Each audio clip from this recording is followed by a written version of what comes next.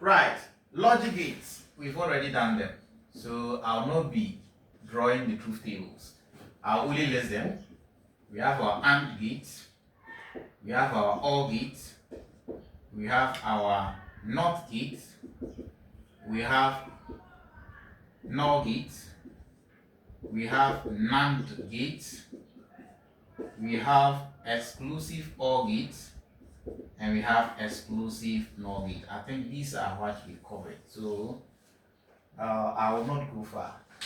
We are going to take a practical question, then we solve with these kind of gates because we already know they are truth tables. So let's quickly take an example. A real world problem, then we solve it out. Our question was, or the typical example that we've been using in class is the home intrusion system. This one we can't go away from it. We already have our human sensor. Then we have our stress sensor that is also what? Hidden here. Stress sensor, then our output becomes our what? Our alarm. But then I want to encode this. I will say this is what I want to do for this question so that things will be easier for me. Let the human sensor be represented by X. Is it X? It should be A. Then we let me write human sensor be represented by A. Then I let my stress sensor or the piezo sensor be represented by B.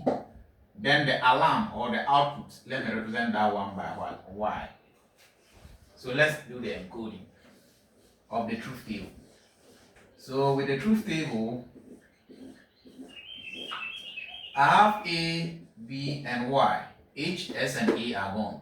0, 1, 0, 1, 0, 0, 1, 1. I have 4 levels because I'm having 2 inputs. Fine. So how do we encode this? We already know that if all the sensors are not seeing a thief or an intruder, then the output should be 0, as we all established. Here it should be 1, here should be 1, here should also be 1. Good. Now we are continuing. We are going to build it from end to end. I'm going to build until the whole hardware is done. So let's see. The next thing that we talk about is what we call min terms.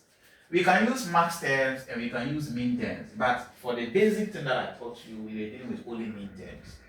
So what we do is that let's add another column, then we call it min terms.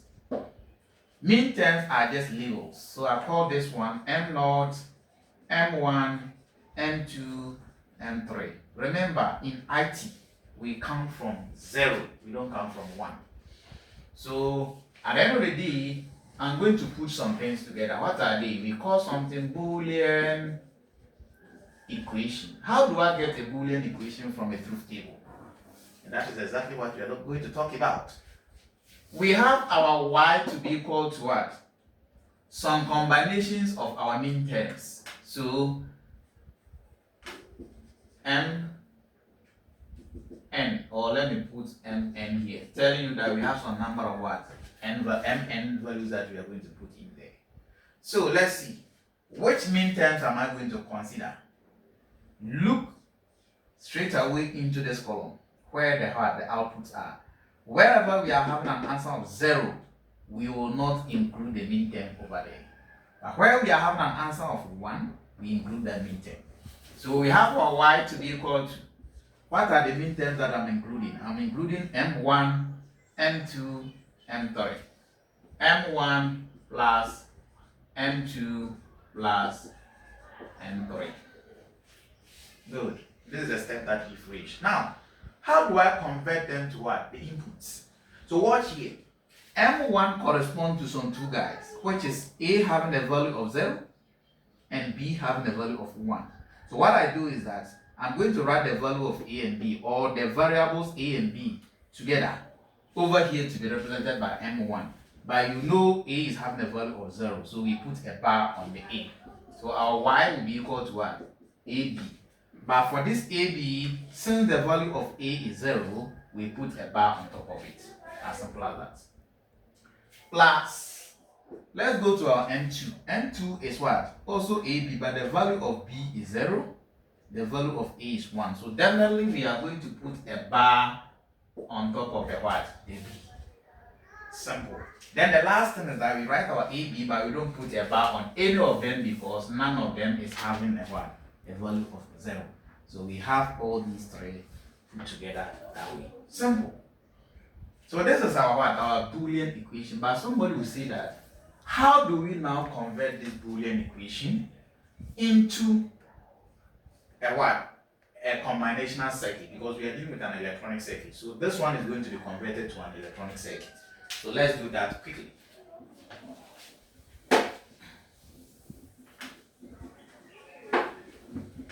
So as we saw, our output was given by y to be equal to AB plus another AB. We know that this one is bar, this one is bar, and we have it that way.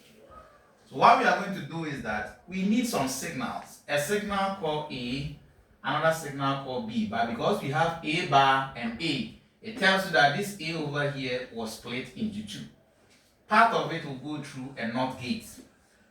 When a signal goes through a NOT gate, it becomes A bar. If this side doesn't go through any NOT gate, that is why it has what? The notation as A.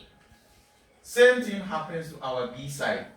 If B is passing through a NOT gate, definitely it becomes B bar. But if it is what? Not passing through a NOT gate, it's still our what? Our B. As simple as that. Now, if you look at the equation, it tells you that we are having AND gate because it's the multiplication. Another AND gate here, another AND gate. How many AND gates? We have 3 AND gates. So 1, 2, and 3. So we are going to look at each AND gate. What signal is it taking in?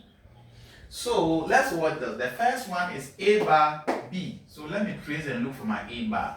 So this AND gate alone is going to take in A bar, then it will take in what is called B. Simple. The second one is AB bar. This A will come here, and we have our B bar coming this way. But remember, I told you that in electronics, we don't do this. You have to let us know that the signals are what? They are not joining, but it's just a crossover. So if this one is the original one coming this way, the next one has to jump across it like this. Jump across it like this. Simple. Let's look at our last AND gate. It's taking in A and B. So we have our A here. Then we have our B here. Remember to jump across all these. And you have it like that. Now remember, you are adding, or you are putting an addition to them. Meaning you are going to add all of them. So the only gate that will do that is an OR gate. But because there are 3, we will use a 3 input OR gate. Then our output becomes what? Y. As simple as that. So we are done with the combinational circuit. Here again, we go to technological advancement or an explanation to technology. You see, assuming this one is a design of a phone, and we are using these type of gates. Remember, a gate is an IC. It's an electronic device, and definitely it's going to what? Have weight. It is going to have size. It is going to have what? What is called maybe power consumption. So assuming each gate is consuming about 2 watts, how many watts will this whole device consume? Then we count 1, 2, 3, 4, 5, 6. It tells you that it's going to consume 2 multiplied by 6, which is equal to what? 12 watts. It's just a simple example that we are making. Let's look at weight. Assuming one gate is what? Maybe 10 grams. What will be the weight of this whole device that we designed? 1, 2, 3, 4, 5, 6 multiplied by 10 gives you what? Maybe 6 or 60 grams. We are going to do something called optimization. That is why I'm coming to all these things. So let's see. Somebody will say that, okay, my company will not just design something simple like this, but I will go further to solve it so that then the circuit will reduce. If it reduces, power consumption reduces, the weight of the device reduces, the size of the device reduces, but always we don't talk of cost here, because the more we work on it, the more expensive that device becomes. You can see from the market. As I said, I'm not going to mention any brand of phone or maybe laptop, but you know that those ones that they've worked very well on, they are always costly or more expensive than those that are what low grades. Right. So let's see. If I want to reduce this circuit, then what I'm going to do is that I'll solve this thing out. So if I have y to be equal to a bar b plus ab bar plus what? ab. Can we do any kind of factorization? And the answer is yes. I can factorize a out. So I can have y to be equal to a bar b plus a out b bar plus what? B. I remember one of the identities that I taught you is that if you are having a b bar plus b, the answer is always 1. So our equation becomes a bar b plus what? A. Simple. Here too, we don't end there. Somebody will end here. Then he will try to draw this circuit. So we still have our a and b. We need a and a bar. So the person will pass one side through and not a. We have a bar, we have a, then we have what? B. And remember, we are going to have one AND gate over here. One AND gate which is going to put together this a bar and what? B. Then the two of them will now be put together by an OR gate. So this one enters like this. Then we have our A side entering like this. Then at the end of the day we have our Y. So the one that's stopped here is going to have this design. And what is he having? He's having 1, 2, 3 gates. So it is about half of what the first person did. But somebody too will say that no, I can still work further to reduce this. So it's in stages. That is why when you go to the market, the electronic materials or the electronic equipment, we have grades.